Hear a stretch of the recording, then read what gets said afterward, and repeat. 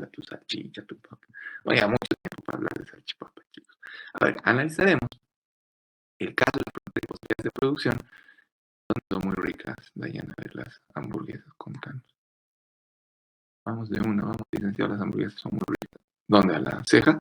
Vamos, un día organizaremos una actividad de curso y nos vamos de, a ver, nos vamos de comilona al alto, ¿ya?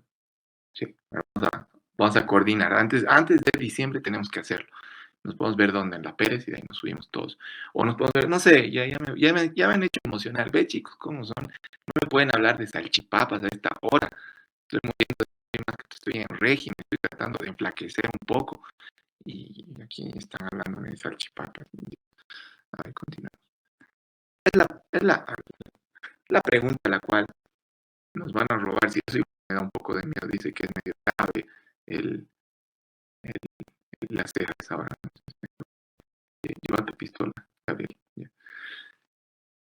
Él tiene igual problemas para decir qué producir. Me imagino que igual que los salchipaperos que ustedes conocen, digamos, tiene 2 horas al día, que creo que es un poco un salchipapero normalmente está más de 8 horas trabajando en su puesto. No creo que no tanto, 6 horas. Entonces, él está, por ejemplo, el chino produce pollos broster y produce salchipapas. Entonces, ¿qué ocurre? Él no va a poder producir más pollos broster sin dejar de producir salchipapas. ¿Entiende ahí la lógica? ¿No? Entonces, por ejemplo, veamos la frontera de posibilidades de producción resumida en una tabla para el chino. ¿Ya? ¿Qué ocurre? Si en el punto A él va a producir únicamente salchipapas a lo largo de estas horas, de estas 2 horas, solo va a poder producir 15 salchipapas, pero pollos broster no va a poder producir ninguno. ¿Ya? Y todo lo contrario, vámonos al punto F, en donde si dedica las 2 horas únicamente a producir pollos broster, no va a poder producir ninguna salchipapa. Pensemos en que un pollo broster va a demorarle un poco más. Sin embargo, en medio de la frontera y posibilidades de producción del chino, existen números interesantes. Por ejemplo, si el de no producir nada de pollos broster decide producir 2 pollos broster, produce 2 más, va a tener que dejar de producir durante las 2 horas una salchipapa para ser eficiente. Es decir, durante 2 horas estamos produciendo eficientemente o pollos broster o salchipapa. Si tú produces 2 pollos broster más, tiene que dejar de producir una salchipapa. Y lo mismo, si produciendo 2 pollos broster vas a producir 4, ya no vas a poder producir 14 salchipapas y así sucesivamente hasta llegar a producir 10 pollos broster y ninguna salchipapa. Entonces, esa es la frontera de posibilidades de producción que, dados los recursos con los que cuenta, pensemos, dadas las horas asignadas a su trabajo, que le da 2 horas, por ejemplo, entonces él puede producir lo máximo entre pollos broster y salchipapa. Y él verá si producir únicamente pollos broster o únicamente salchipapas. Dependerá de la demanda. Habrá que hacerle un estudio de mercado a este amigo chino. Ya, a ver, veámoslo ya en gráfico. Fíjense, aquí tenemos la tablita, tenemos un gráfico.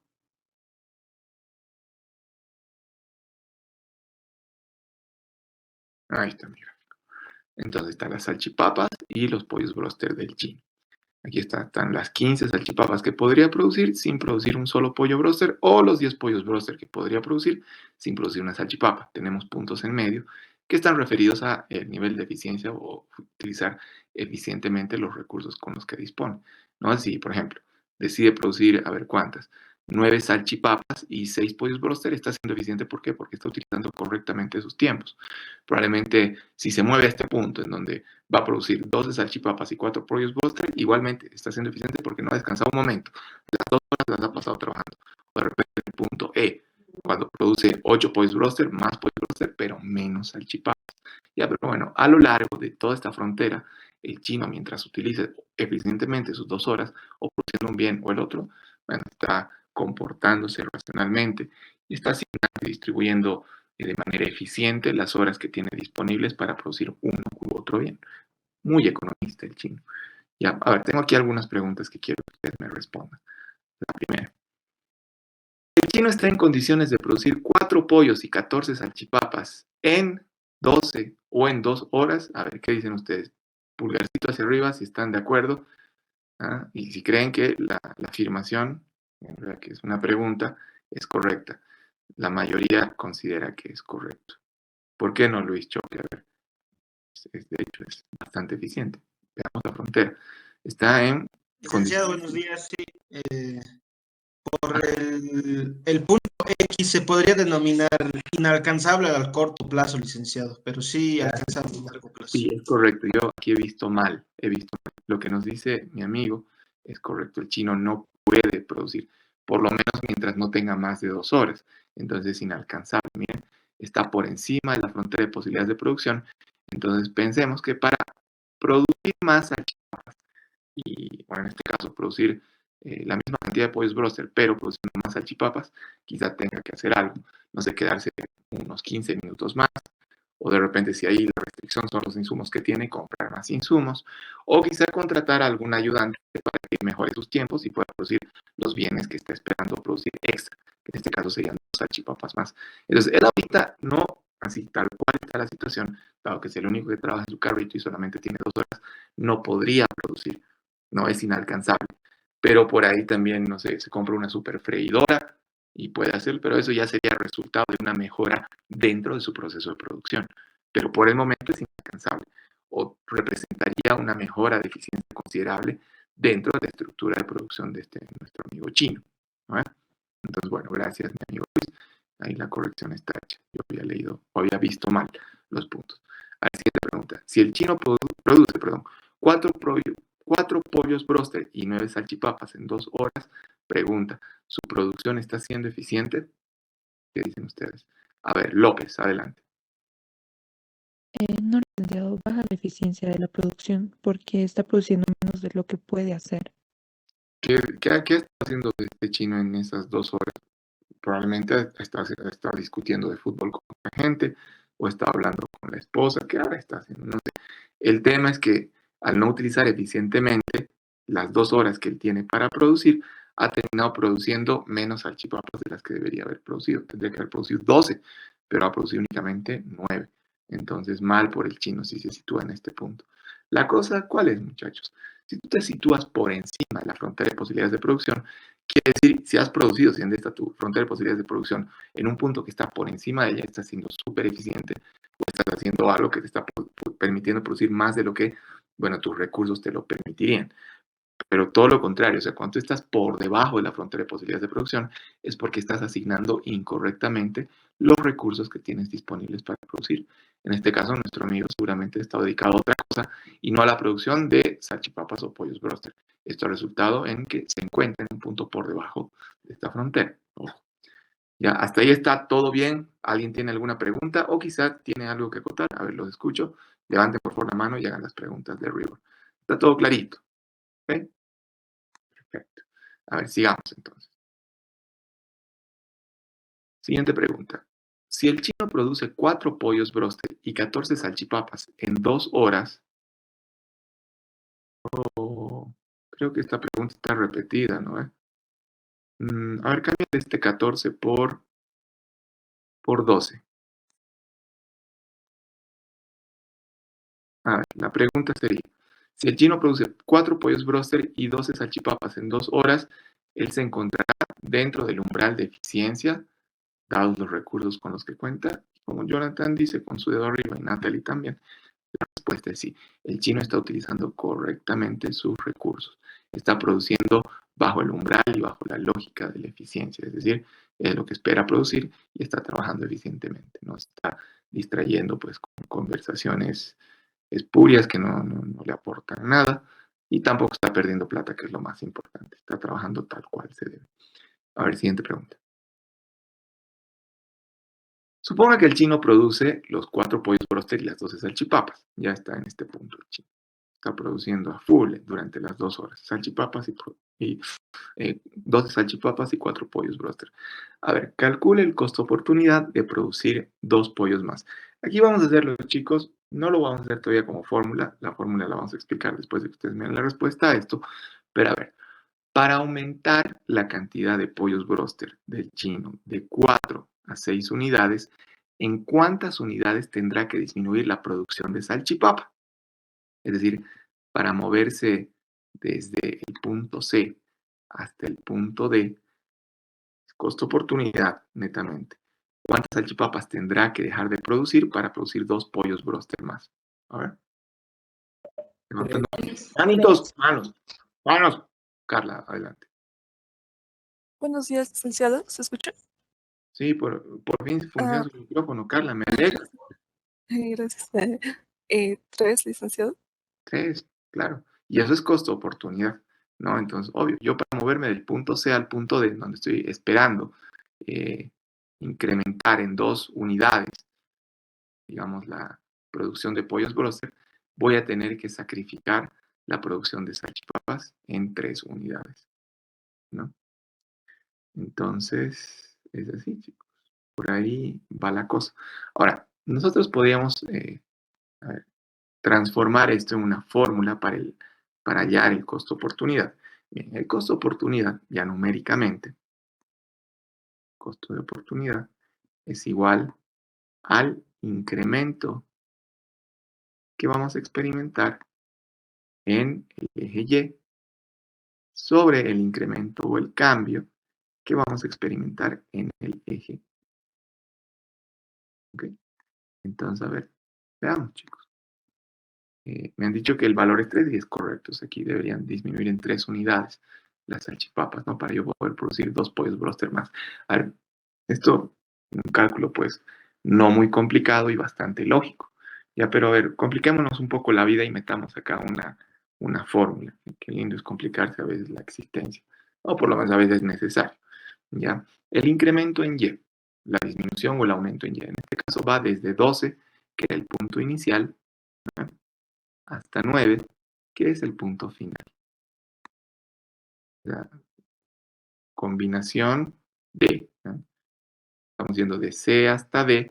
En C, el valor de la cantidad de producción de este bien es 12 y disminuye hasta 9, es decir, si queremos trasladarnos desde el punto C hasta el punto D. Y esto lo vamos a dividir entre el incremento que experimenta el bien X. Veamos el experimento. Antes, en el punto C, la producción era 4.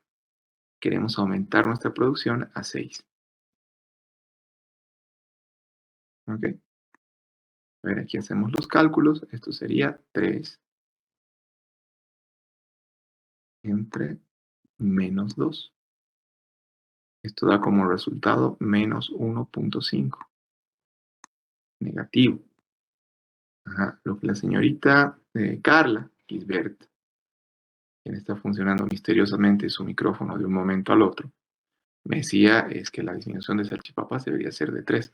Sin embargo, chicos, acá la fórmula me está diciendo que las salchipapas deberíamos sacrificarlas en menos 1.5. A ver, pregunta, ¿cómo podríamos interpretar este menos 1.5? A ver, aquí voy a apelar a su buena lógica y a su racionalidad académica ya como estudiantes del segundo semestre de esta carrera. A ver, Luis, adelante. Sí, buenos días, licenciado. Se podría interpretar que por cada pollo que voy a producir estoy reduciendo 1,5 unidades de salchipapa. Por lo tanto, la respuesta de su compañera fue correcta, Luis. Ella me decía que tendría que reducir 3 salchipapas para producir 2 pollos broster más. ¿Es Eh, correcto? ¿Es Viéndolo, correcto? yo diría, viéndolo en cantidad total, yo diría que sí, en cantidad total, claro, no en cantidad unitaria. ¿Cómo es esa cantidad total? A ver, tú me dices, por un pollo broster más, tengo que dejar de producir una salchipapa y media menos, ¿no? Y es por eso que este signo menos es tan importante. Significa la cantidad de salchipapas que tienes que dejar de lado, menos 1.5 salchipapas. Pero si yo, por ejemplo, lo que quiero producir es 2 pollos broster, entonces este menos 1.5 lo multiplico por 2 y va a dar como resultado el menos 3 que la señorita Carla nos decía, ¿no? Entonces es correcta la respuesta de la señorita Carla. El tema es que para el cálculo del costo-oportunidad nosotros lo hacemos unitario. Creo que algo así nos estaba diciendo Luis. Ya, perdón Luis si no llegué a entenderle bien y le entendí un poco más tarde. ¿Ya? Entonces sí, por producir un pollo broster extra, yo voy a tener que dejar de producir una salchipapa y media. ¿Ya? Y por producir los dos, ahí están los menos 3 o las 3 salchipapas que voy a dejar de producir, que nos decía pues su compañera al inicio del ejercicio. Pero bueno, este es el ejercicio. Y chicos, créanme, o sea, esto es exactamente lo mismo. Ahora, ¿qué ocurre si, por ejemplo, yo quisiera ir desde el punto D hasta el punto E? Es decir, yo quisiera producir 3 salchipapas más, ¿ya? Pero esto a costa de disminuir 2 pollos broster. ¿Se entiende, no? Ustedes se dan cuenta que aquí el costo oportunidad es distinto. A ver, lo vamos a calcular de acá arriba. Vamos a ponerle costo oportunidad desde el punto D hasta el punto C. Entonces, por ejemplo, aquí el orden, porque es una relación, cambia. Esto sería el incremento de X sobre el incremento de Y.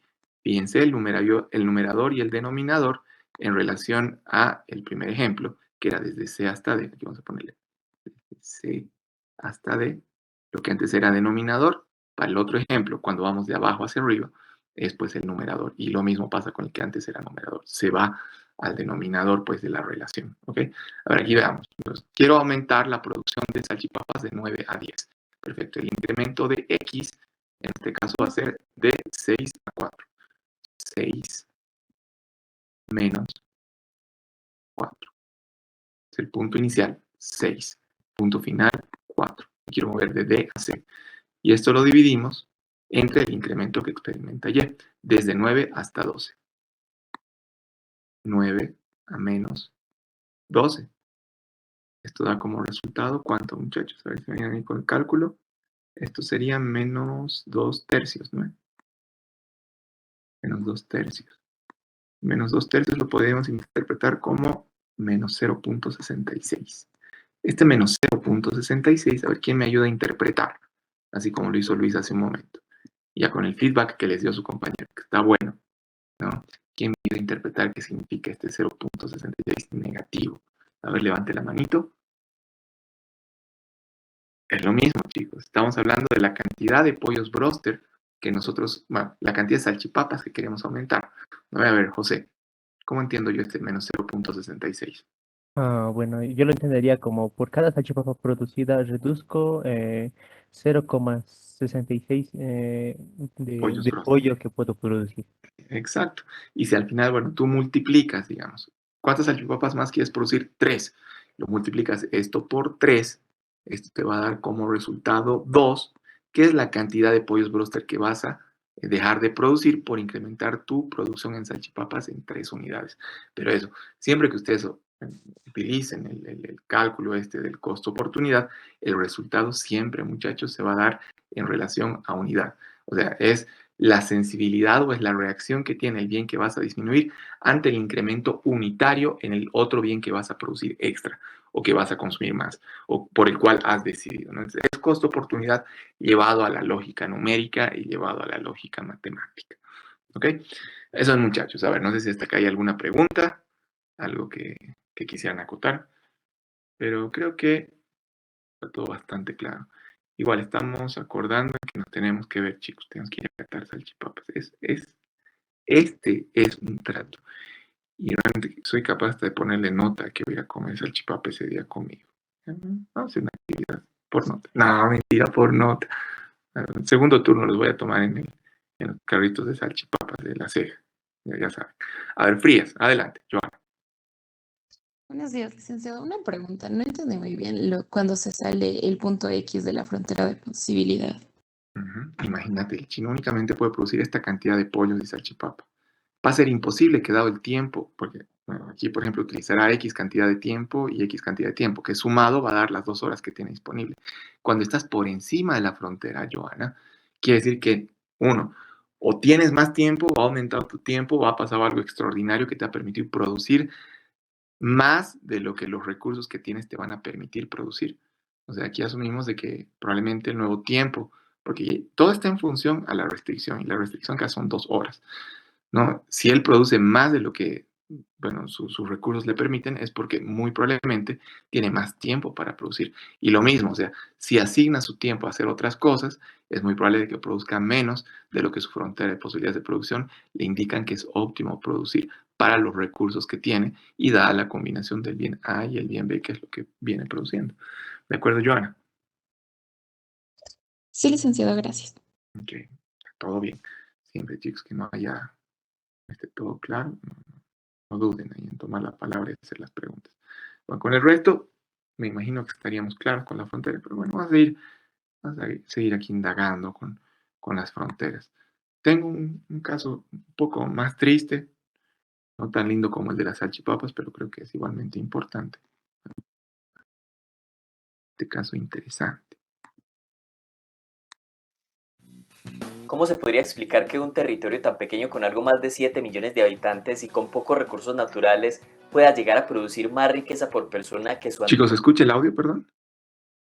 Sí, licenciado. Sí, Continuamos.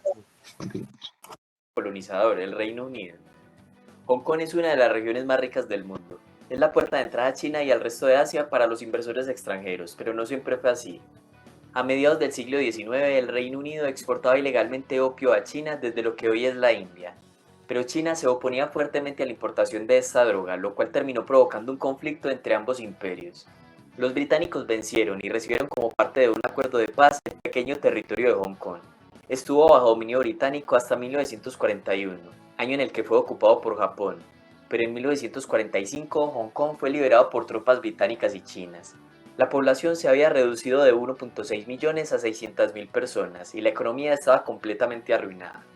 En 1949 los comunistas llegaron al poder en China, lo cual incentivó la inmigración de empresarios y trabajadores chinos hacia Hong Kong. En su mayoría eran inmigrantes de Shanghái, la ciudad capitalista china de la época.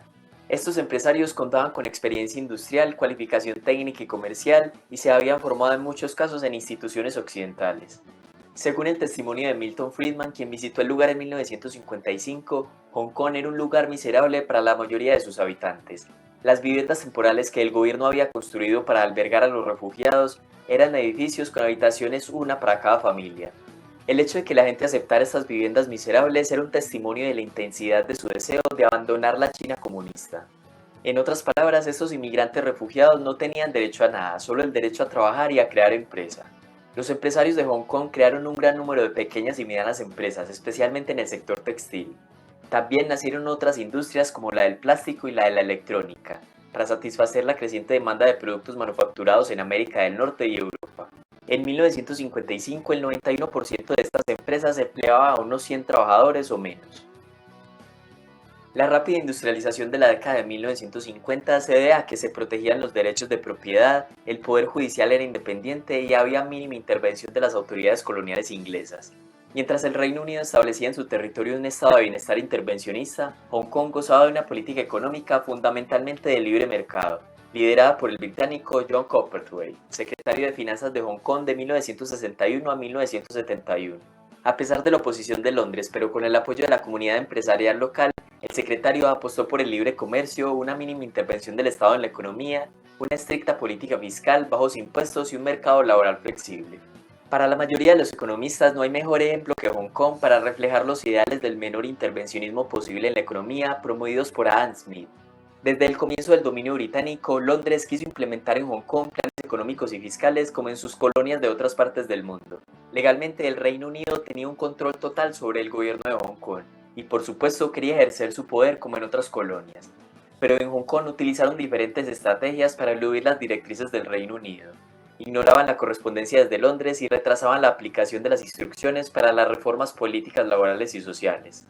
El caso de Hong Kong es particular porque la mayoría de los territorios coloniales estaban integrados con la economía británica y dependían de los mercados financieros y de productos básicos de Londres.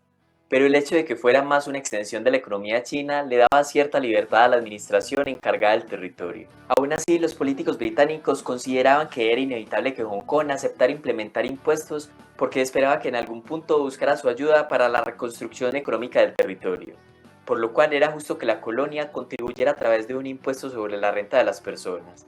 Sin embargo, los funcionarios de Hong Kong no tenían la intención de buscar financiación británica y no estaban dispuestos a ampliar servicios sociales porque pensaban que gran parte de la población eran inmigrantes en tránsito, que no tenían derechos a prestaciones financiadas con fondos públicos.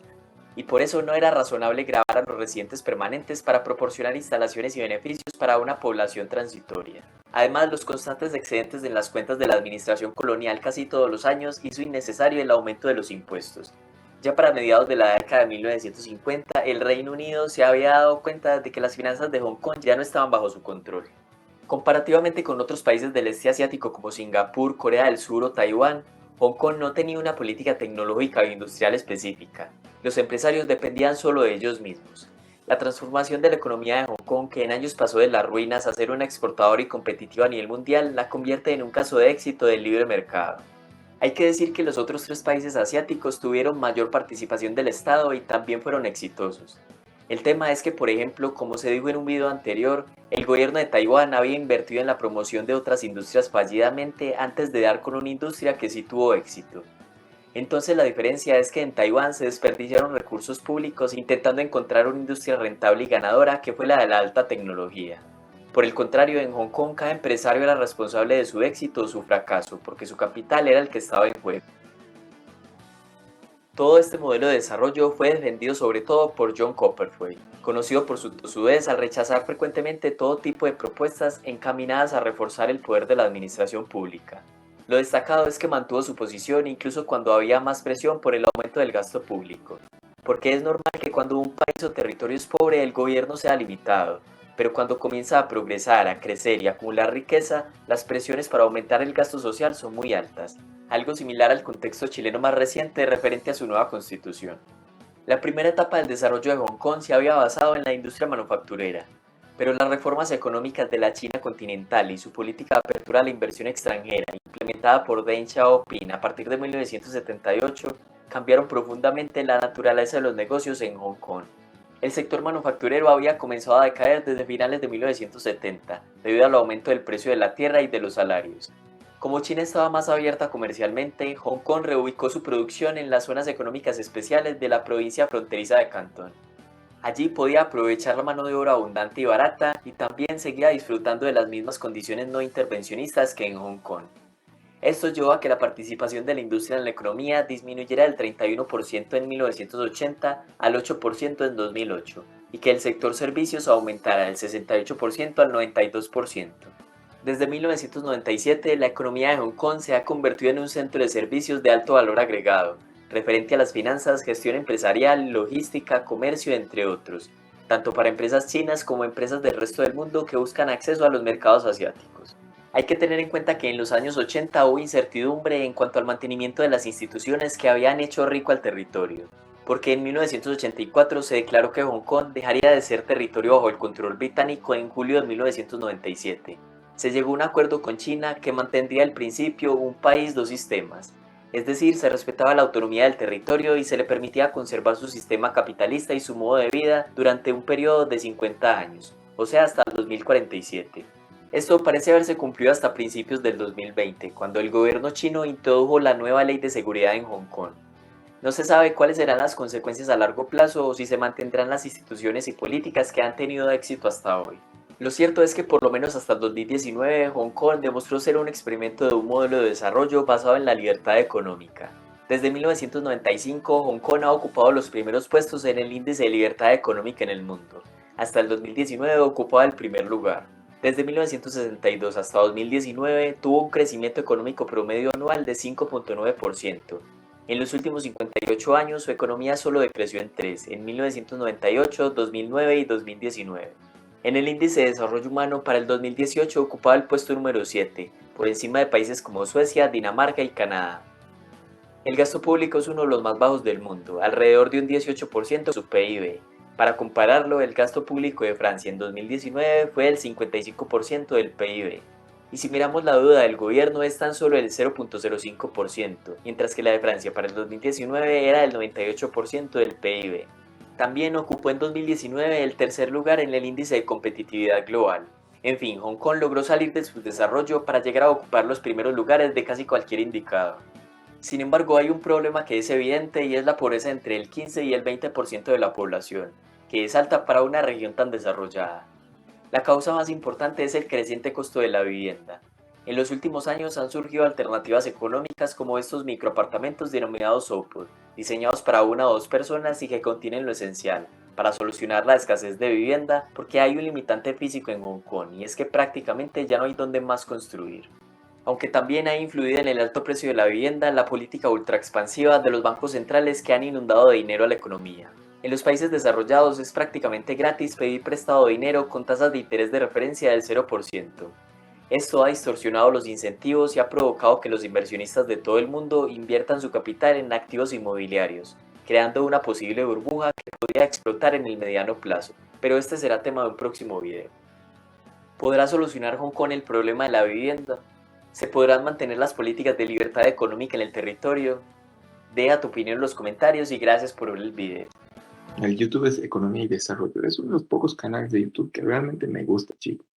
En algún momento les he dicho, ir al internet y averiguar en canales de YouTube distintos temas es como ir a comer salchipapas a, no sé, a la ceja, digamos. Puede ser peligroso y uno no sabe cuál le va a terminar a uno haciéndole daño y le va a terminar haciendo dar retroticones y, bueno, quién sabe qué más. Y lo mismo pasa, uno va al internet, consume cualquier cosa, cree que es verdad, pero termina haciendo pues mal. Este canal, yo les puedo asegurar que es muy bueno. Entonces, Economía y Desarrollo se llama. Un muchacho que relata los videos, pues, lo hace con mucha solvencia, con mucha precisión. Colombiano él, se nota que conoce bastante el tema. Entonces, ves que vean algún tema que esté desarrollado, por ejemplo, en este canal, tienen ahí la certeza de que el contenido es bastante bueno. Economía y Desarrollo, altamente recomendado. Y entonces, miren qué cosas tan interesantes. Hong Kong liderando la mayoría de los rankings relacionados pues a crecimiento en el mundo. O, por ejemplo, prestarte plata en Hong Kong resulta pues más barato que nada. Y aparte, el banco no te cobra plata. Obviamente, me imagino que el nivel de ahorro en Hong Kong, esto en entidades financieras, en algunos bancos, la cantidad de personas que mete su plata al banco en Hong Kong es mínima. ¿Por qué? Porque toda la gente está destinada a consumir y a gastar todo su dinero. Obviamente lo que están buscando es que la economía ahí se restablezca inmediatamente, pues que aquí la crecida y el aumento y la etapa de crecimiento económico sea exponencial, y es lo que ha ocurrido. Aquí tengo el caso visto desde la frontera de posibilidades de producción relacionado con la producción de Hong Kong, ya lo que ocurre con su frontera de posibilidades de producción. A ver, no sé si alguien me quiere echar una mano con la lectura de aquí, los tigres de claro. Son en realidad parte de China, es lo que decía el video, es la puerta de entrada de China. A ver, chicos, ¿quién me quiere echar una manito con la lectura de acá de la diapositiva? Voy a agradecerle mucho. A ver, alguien. Ahí está, señorita Maisa. Adelante, por favor. Ok. En 1963, las posibilidades de producción per cápita en Estados Unidos eran más de 4 veces de las de Hong Kong. Vea la figura. Estados Unidos dedica una quinta parte de sus recursos a la acumulación de capital y en 1963 se hallaba en el punto A en su PFP, en cuanto que Hong Kong dedicaba un tercio de su... Maisa, pausa. ¿Qué es FPP? no sé. Aunque no sé. Hemos estado hablando de lo mismo durante una hora. Es frontera de posibilidades de producción, señorita. Ah, perdón, no lo relacioné. Sí.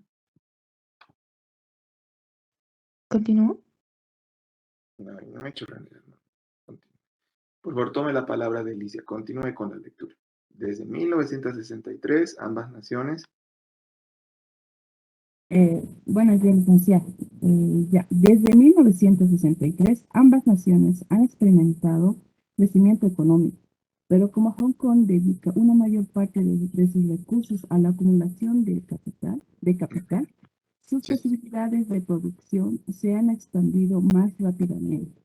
En 2013, las posibilidades de producción per cápita en Hong Kong habían igualado las de Estados Unidos. Si Hong Kong continúa destinando más recursos que Estados Unidos, entre paréntesis, en el punto B de su frontera posibilidad de producción en 2013, a la acumulación de capital seguirá creciendo con mayor rapidez.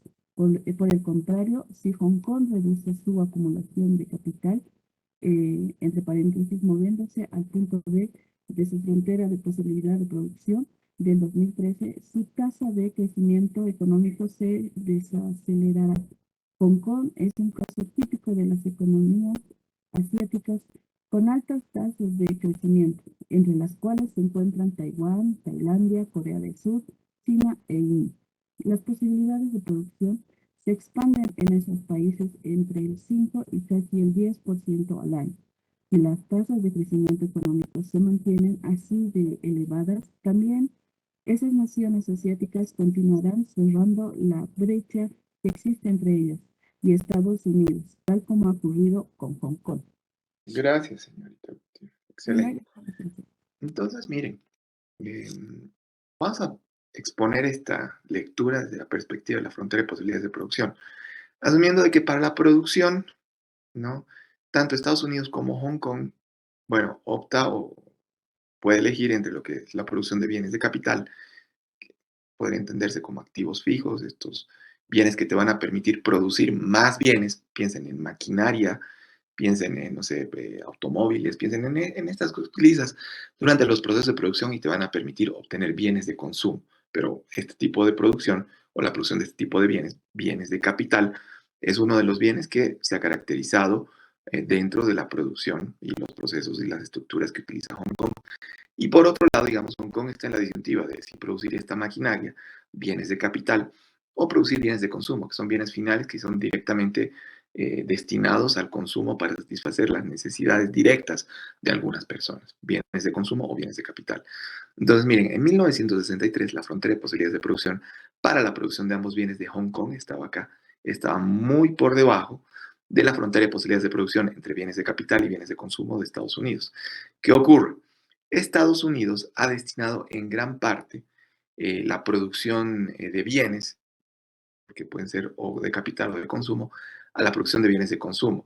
Casi, acá dice, en una quinta parte, 4/5 partes es producción de bienes de consumo y una quinta parte estaba destinada a la producción de maquinaria, digamos, bienes de capital. Pero ahí, por ejemplo, el comportamiento de Hong Kong fue mucho más inteligente.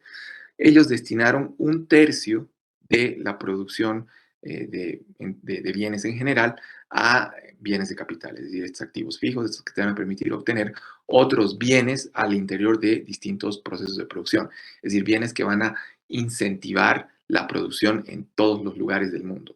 Grandes exportadores, Hong Kong, de este tipo de bienes, bienes de capital.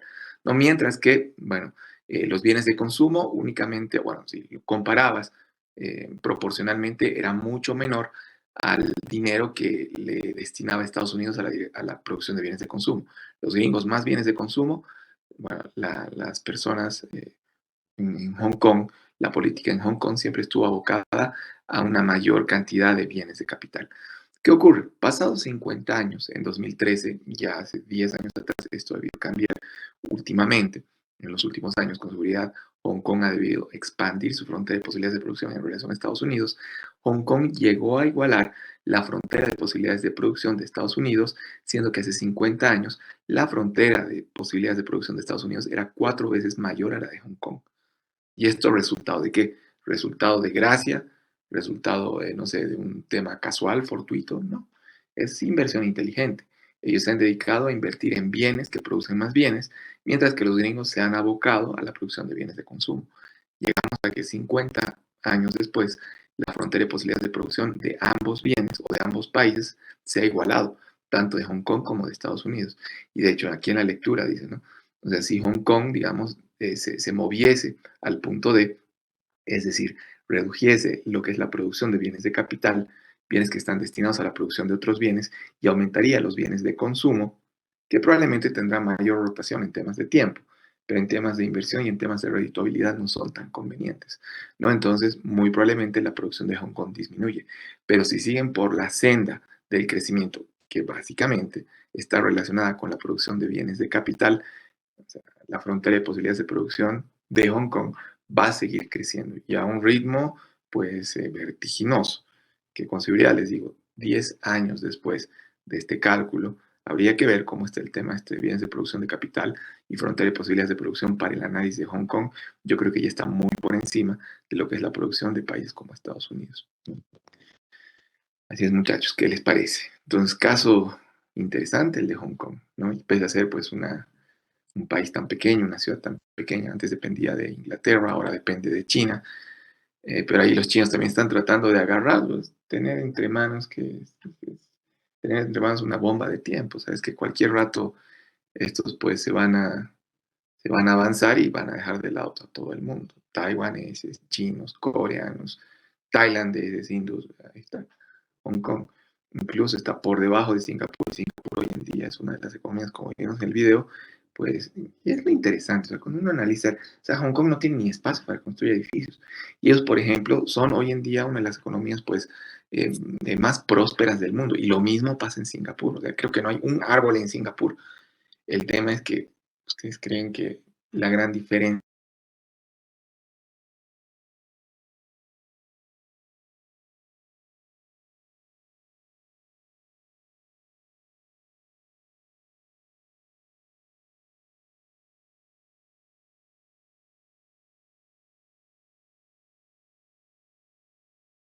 industrializarlos y vender bienes de capital, por ejemplo.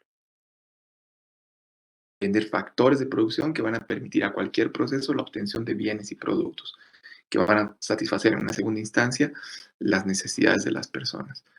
¿No? Ellos han dejado de lado la lógica extractivista para abocarse a lo que es la producción industrializada. Piensen en China. O sea, China, a diferencia de Hong Kong, tiene un espacio vasto.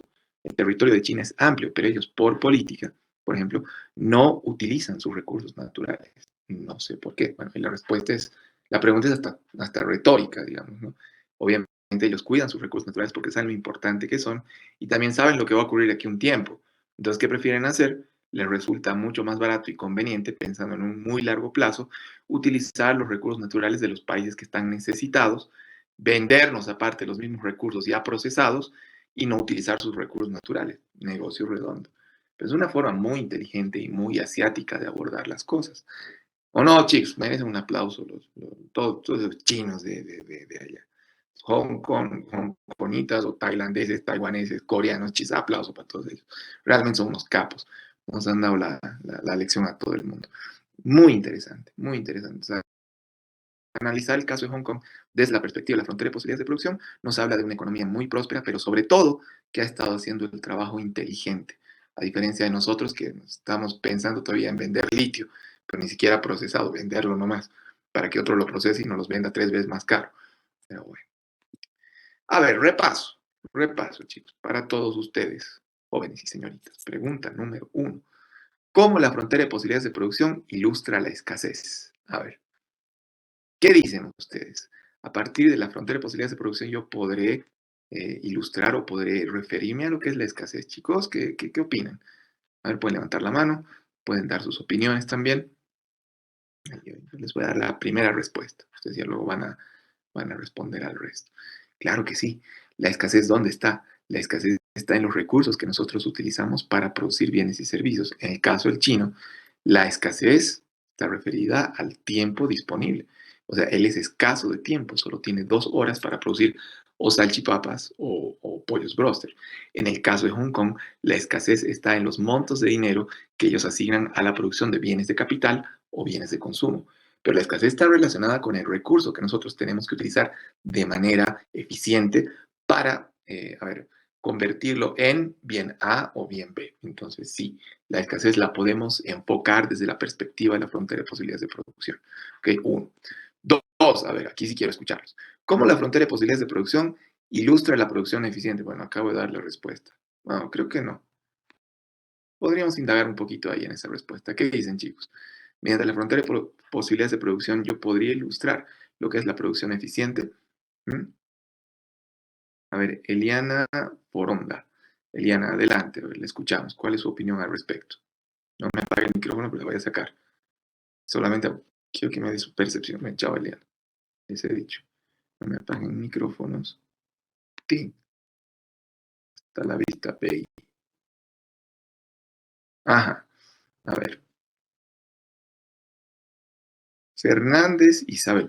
Isabel, ¿cómo la frontera de posibilidades de producción te podría ilustrar la producción eficiente? A ver, ¿qué opina? 13, número 140, ok. A una cuadra del Hospital Villa Dolores y a una cuadra de la Riel entrando. Ok, listo. Como que por si acaso por ciento. Ay, desperté. Está, baby. Ya, tengo 2 expulsados de mi curso. A ver, otro que voy a expulsar. Nelson Flores Vargas. Nelson, ¿tú más te quieres ir con la Eliana a Villa Dolores? A ver, ¿qué dice usted? ¿Cómo puedo ilustrar la FPP desde la producción eficiente? A Nelson. A otro hasta la vista.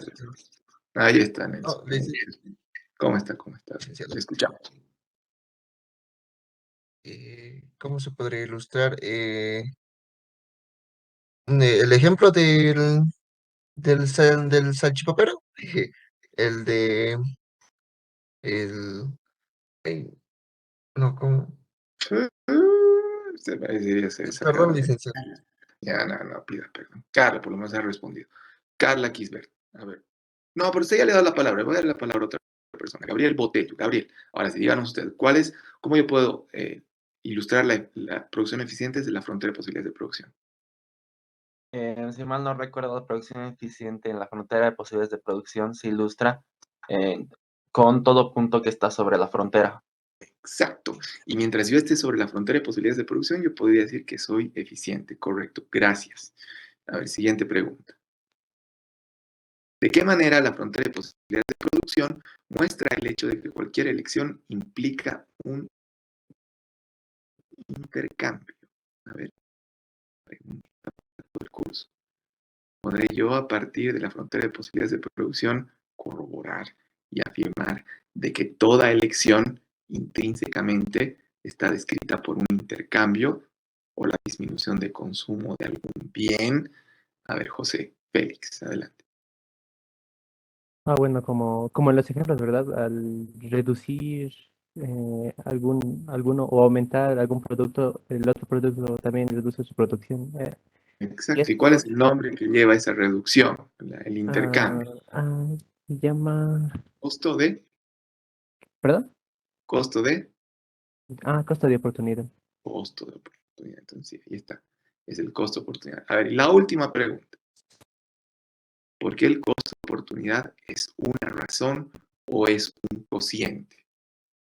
A ver, chicos, pues es una división. Es el incremento de X entre el incremento de Y, o es el incremento de Y entre el incremento de X, dependiendo si vas desde el punto, si vas desde la izquierda a la derecha. Entonces, ¿por qué será una razón? ¿Por qué será un cociente? ¿Por qué será una división? Jóvenes, señoritas, a ver, este está un poco más difícil. Es evidente, sí es una razón. ¿Por qué?